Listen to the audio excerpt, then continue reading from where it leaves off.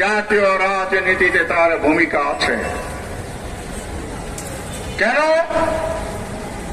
নুরুল হক নূরকে টার্গেট করে হামলা করা হয়েছে?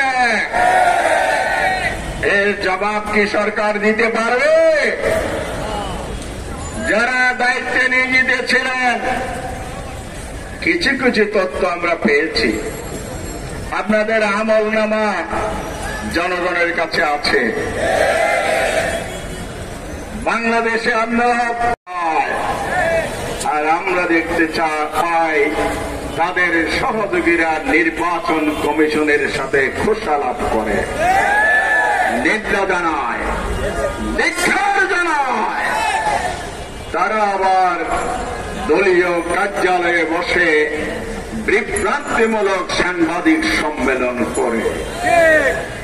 এই ক্ষোভ জনগণের মনে হৃদয়ে আজ বানা বেড়ে উঠেছে। সরকারকে আমরা বলতে চাই, সরকার বাহাদুরের যারা কান্ডারি শহীদের রক্তের উপর শপথ নিয়েছেন অন্তর্বর্তীকালীন সরকার, একথা ভুলে গেলে চলবে না। অতীতের স্বৈরাচাররা যেভাবে বেশিরভাগকে মদত ঢুকিয়েছে, সেই পথে যদি হাঁটেন, এটাই পরিণতির শিকার আপনাদের হতে হবে। আমি কথা দীর্ঘায়িত করতে চাই না, মিছিল হবে। গতকালের ঘটনার ফুটেজ দেখেন।